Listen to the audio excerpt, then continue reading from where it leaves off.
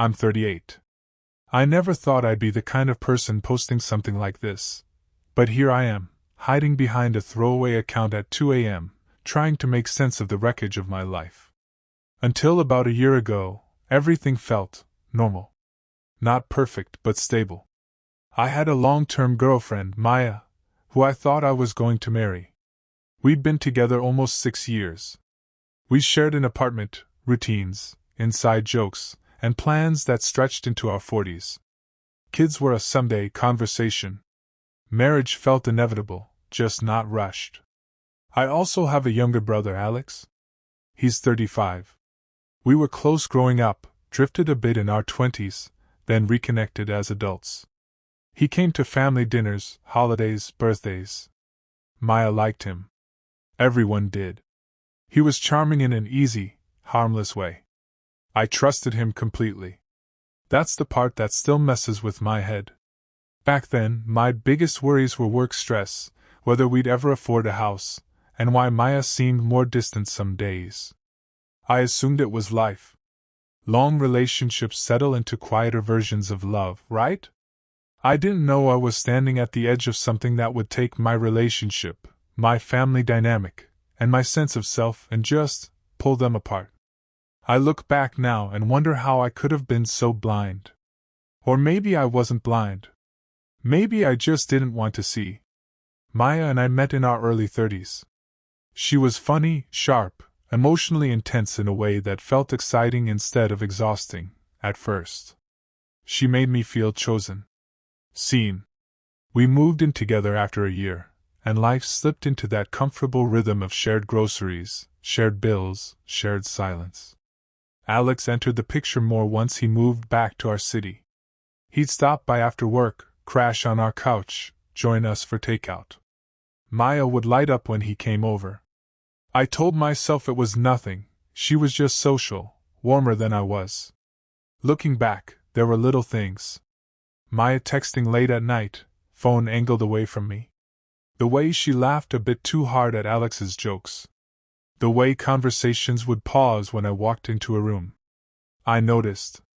I just didn't assign meaning to it. I trusted both of them. That was my mistake. I also trusted the narrative I had in my head. My girlfriend loved me, my brother respected me, and life didn't suddenly turn into a soap opera when you hit your late 30s. There were moments where my gut twisted, but I swallowed it. I didn't want to be the jealous boyfriend. I didn't want to admit insecurity. And honestly, part of me thought I was too old for this kind of drama. I wish I'd listened to that discomfort instead of explaining it away. The first real crack showed up as emotional distance. Maya stopped talking to me about her day. She shrugged when I asked what was wrong, say she was just tired. Intimacy became sporadic, then mechanical. I blamed stress. Work had been rough for both of us. But she still had energy for Alex. I'd come home to find them deep in conversation, sitting closer than necessary. Sometimes she'd mention something Alex told her, personal stuff he'd never shared with me. That stung more than I wanted to admit. Once, half-joking, I said, "You two seem closer than we are lately." She laughed it off. "Don't be weird." So I wasn't weird. I shut up. Another time, Alex canceled plans with me last minute but showed up at our place later that night. To talk. Maya made coffee at 10 p.m. They stayed up while I went to bed early for work. I remember lying there, staring at the ceiling, feeling like a guest in my own apartment. Still, I did nothing. I told myself that confronting it would make me look paranoid. That if something was actually wrong, it would be obvious. I believed betrayal announced itself loudly. I didn't understand yet that sometimes it whispers, and you ignore it because the alternative is too painful to consider. The moment everything shifted wasn't dramatic. It was small and stupid and accidental. Maya asked me to grab her phone from the kitchen while she was in the shower. I wasn't snooping. I swear that. A message popped up on the screen as I picked it up. From Alex. It said, "I can't stop thinking about what you said. About us." My stomach dropped so fast I thought I might throw up. I stood there frozen, phone buzzing in my hand, heart pounding like I'd been running. I told myself there had to be an explanation. A misunderstanding. Maybe us meant something else. Maybe I was losing my mind. I didn't open the message. That almost feels worse now. When Maya came out, towel around her hair, I asked as calmly as I could, "Why is Alex texting you stuff like that?" Her face went white. No confusion. No anger. Just guilt, raw and immediate. That was when I knew. She sat down slowly, like her legs couldn't hold her up anymore. I remember every second stretching out, the room feeling too quiet, too small. "I didn't plan for this," she said. And just like that, my entire reality cracked open. She told me she loved him. Not as a crush. Not as a fleeting thought. She said the words out loud, and they hit me harder than anything I've ever heard. "I love you," she said to me, crying. "But I'm in love with him." I remember laughing. Not because it was funny, but because my brain couldn't process it. It felt unreal, like a bad joke or a dream I'd wake up from. She said it started emotionally. Late night talks. Feeling understood. Feeling seen. She said she hadn't meant for it to go there. That it just happened. I asked if they slept together. She hesitated. That pause told me everything before she even answered. "Yes," she whispered. I felt something inside me collapse. Not break, collapse. Like the ground gave way. I asked how long. She said months. I asked how many times. She couldn't say. I asked why she didn't just leave me. She said she didn't want to hurt me. That almost broke me more than the affair itself. I don't remember screaming, but apparently I did. I remember pacing, hands shaking, saying the same questions over and over like if I asked them enough times, the answers would change. I felt humiliated. Betrayed by the two people I trusted most. I felt stupid for every red flag I ignored, every time I defended them in my head. Maya cried. A lot. She kept saying she was sorry. That she never meant to fall in love with him. That she was confused. I told her to leave. She packed a bag and went to a friend's place. The apartment felt hollow without her. Too quiet. Like all the air had been sucked out. I sat on the couch until morning, replaying everything. Conversations. Smiles. Texts. Holidays. Wondering how long I'd been the only one in the room who didn't know. I felt shame too. Like this somehow reflected on me. Like I wasn't enough. Like my brother was somehow better. That night broke something fundamental in me.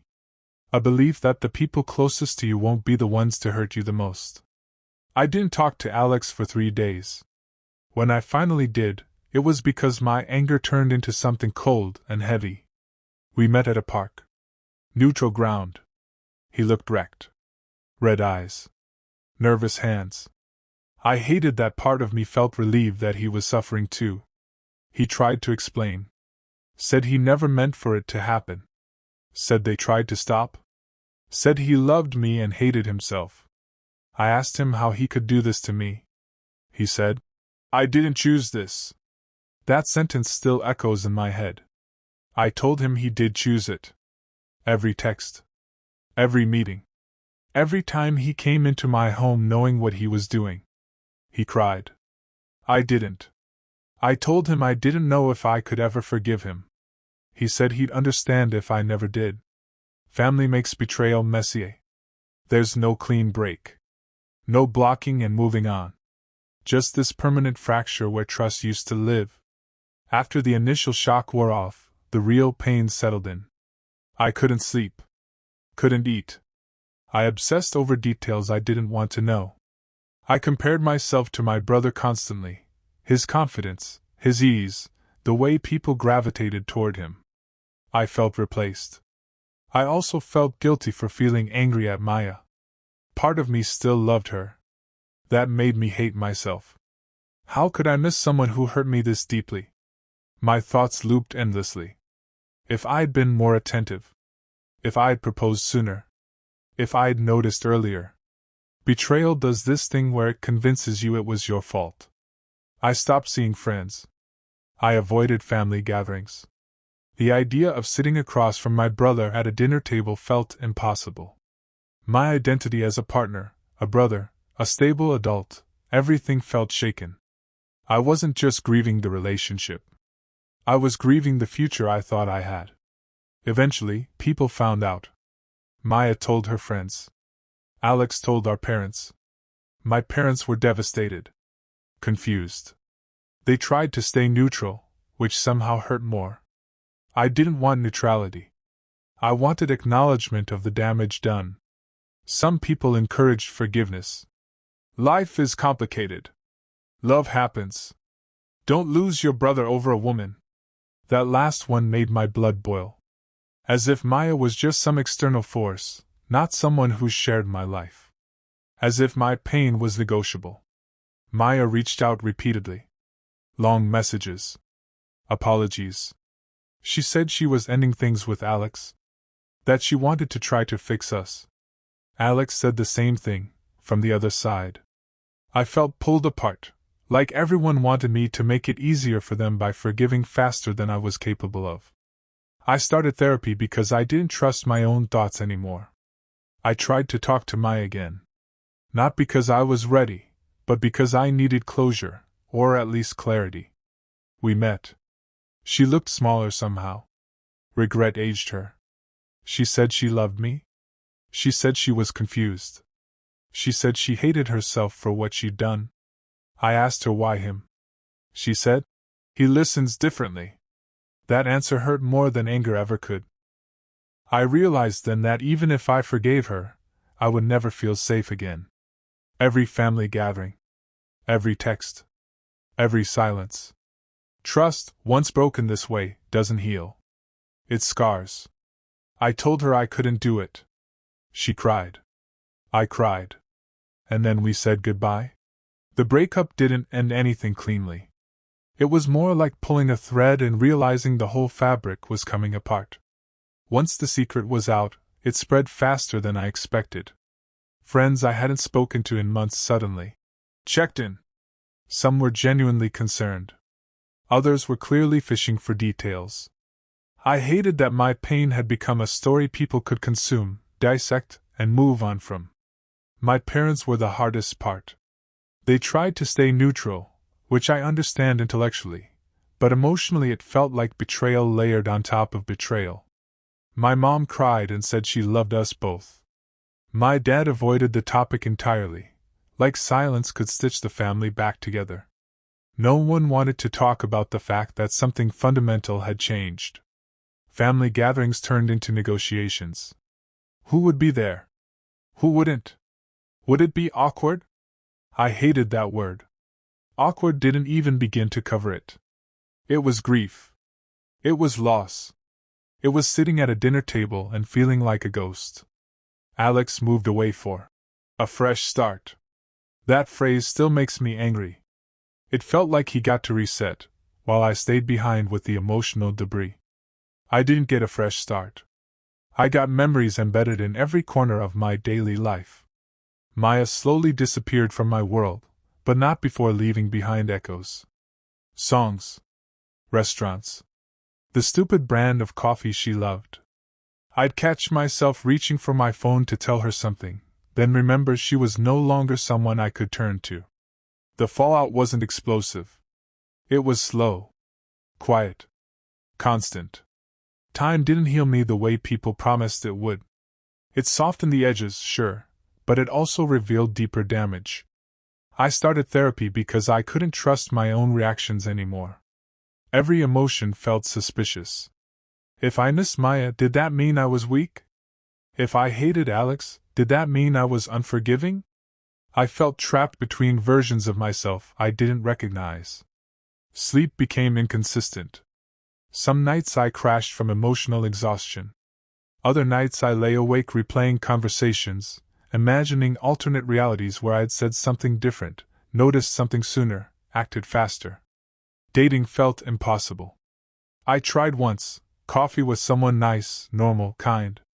She asked about my last relationship, and my chest tightened. I gave a vague answer. She smiled politely. I never called her again. It wasn't fair to bring someone into a space I hadn't cleaned out yet.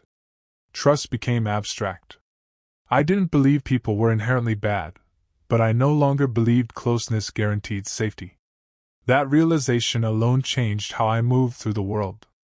I noticed myself holding back, even with friends. Sharing less. Joking more. Staying surface level. Pain teaches you how to hide in plain sight. I missed the version of myself who loved without calculating the risk. Even now, questions stalk me in quiet moments. Did Maya ever truly love me, or was I just comfortable? Was Alex always capable of this, or did circumstances unlock something ugly in him? Would this have happened with someone else if it hadn't been my brother? I torture myself wondering when exactly I lost her. Was it a single conversation? A series of small disappointments? Or was the ending written long before I ever sensed it?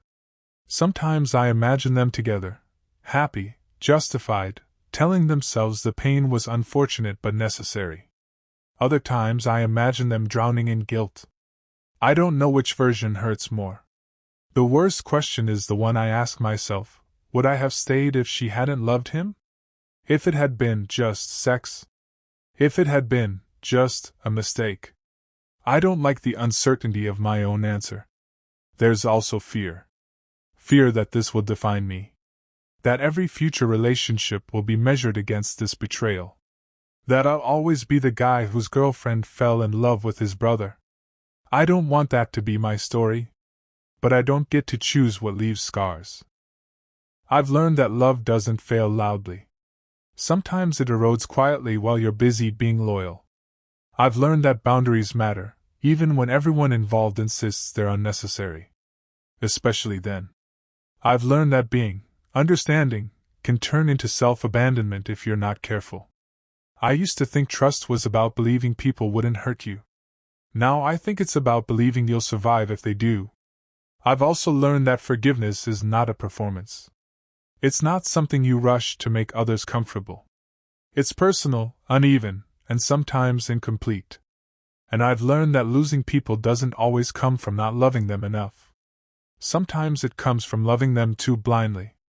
These lessons aren't empowering. They're heavy. But they're honest. I don't have a neat ending. No dramatic reconciliation. No triumphant new love story. I'm still rebuilding. Slowly. Unevenly. Some days I feel strong, like I survived something that could have broken me completely. Other days I feel fragile, like one wrong memory could send me spiraling. I still love my brother in some abstract, distant way. I don't like him anymore. That's a hard thing to admit. I don't hate Maya. That surprises people. Hate requires energy I no longer want to give her. What I feel instead is sadness, for what we were, and for what we destroyed. If there's one thing I want anyone reading this to understand, it's this: betrayal doesn't just end relationships. It reshapes identities. Be honest sooner. Listen to your discomfort. And don't confuse silence with peace. I'm learning how to live with what happened. Not erase it. Not justify it. Just carry it, and keep going.